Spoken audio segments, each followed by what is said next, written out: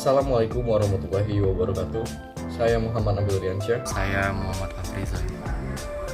Saya Khairun Najwa. Saya Solaika Humairo. Makna pembangunan wilayah. Apa sih itu makna pembangunan wilayah? Makna pembangunan wilayah adalah upaya mencapai pembangunan berimbang atau balanced development, seperti terpenuhi potensi-potensi pembangunan sesuai dengan kapasitas pembangunan setiap wilayah atau daerah yang beragam. Teori lokasi sebagai dasar perlunya pembangunan wilayah. Salah satu teori yang mendasar perlunya pembangunan terbasis wilayah adalah teori lokasi. Teori lokasi terbentuk karena letak dan persebaran sumber daya yang mendapat pengaruh dari posisi geografi yang unik. Ada beberapa tokoh yang menyampaikan teori yang terkait dengan wilayah, diantaranya sebagai berikut. Teori lokasi pertanian, yaitu menganalisis bagaimana karakter fisik dari tanah dan posisinya yang relatif terhadap pasar. Teori lokasi industri, menurut Alfred Weber, bahwa prinsip minimalisasi biaya menjadi dasar pemilihan lokasi industri. Teori tempat sentral atau central place theory. Tempat sentral merupakan lokasi yang menyediakan berbagai kebutuhan penduduk yang terletak pada suatu tempat yang terpusat atau perkotaan. Teori kerucut permintaan. Menurut Lodge, suatu industri memiliki lokasi yang optimal jika industri itu dapat menguasai wilayah pemasaran yang luas. Dengan wilayah yang luas, ada permintaan yang maksimum. Hal ini membuat industri itu akan memperoleh keuntungan yang lebih besar. Teori kutub pertumbuhan. Bagi Verhulst, suatu lokasi industri dapat dikategorikan sebagai kutub pertumbuhan jika industri tersebut berperan sebagai unit pendorong pertumbuhan bagi daerah atau lingkungan sekitarnya. Teori kutub pembangunan merupakan serangkaian industri yang berkembang di daerah perkotaan dan pendorong perkembangan kegiatan ekonomi di seluruh zona. Pengaruhnya menjadi kutub pembangunan regional. Konsep pembagian wilayah. Pembangunan berdimensi wilayah atau berbasis wilayah dalam konteks ekonomi makro sering disebut sebagai pembangunan ekonomi regional. Konsep inilah yang sering diusung dalam implementasi otonomi daerah. Hal ini dilakukan agar terwujudnya pembangunan berimbang atau balanced development. Permasalahan dalam pembangunan, yaitu yang pertama, pengendalian pertumbuhan penduduk dan kualitas SDM, pemeliharaan daya dukung lingkungan,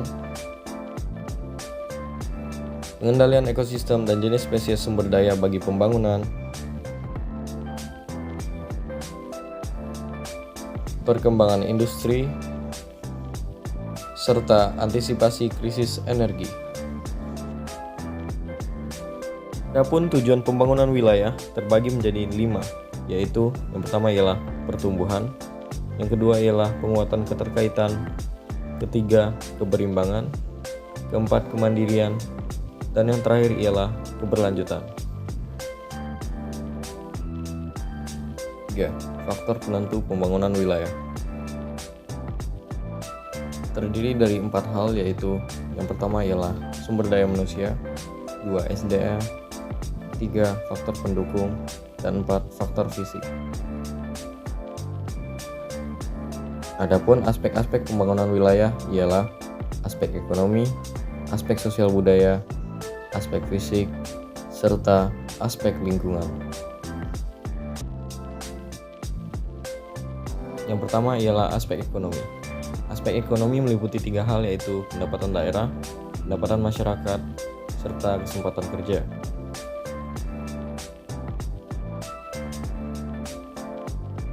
Selanjutnya ialah aspek sosial budaya yang meliputi 2 hal, yaitu kelembagaan dan pendidikan.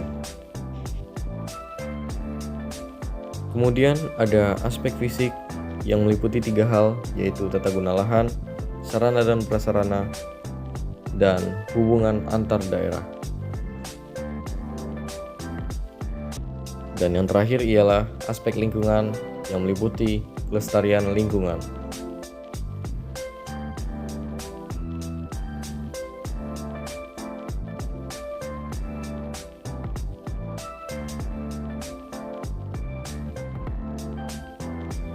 Aspek pengembangan wilayah adalah suatu upaya yang dilakukan untuk memperbaiki tingkat kesejahteraan hidup masyarakat di wilayah tertentu dan untuk mengurangi ketimpangan antar wilayah.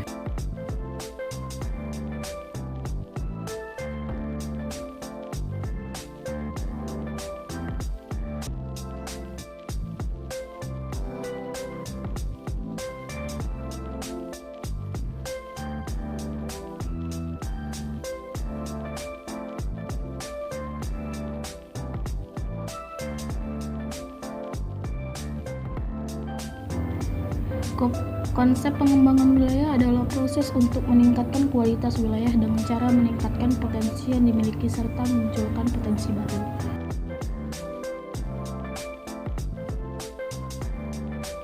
Enam, pentingnya daya dukung dalam perencanaan pembangunan wilayah. Daya dukung wilayah merupakan suatu keseimbangan tentang bagaimana batasan maksimal lahan dari suatu wilayah untuk bisa dimanfaatkan dalam mendukung dan menyediakan semua kebutuhan untuk memajukan suatu daerah.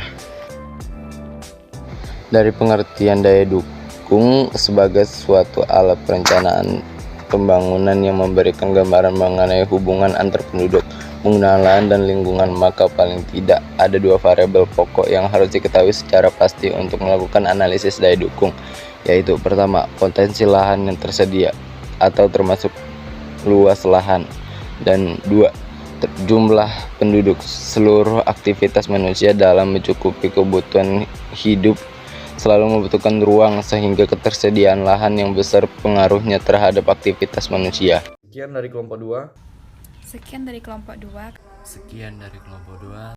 Sekian dari kelompok 2. Terima Akhiri, wassalamualaikum warahmatullahi wabarakatuh.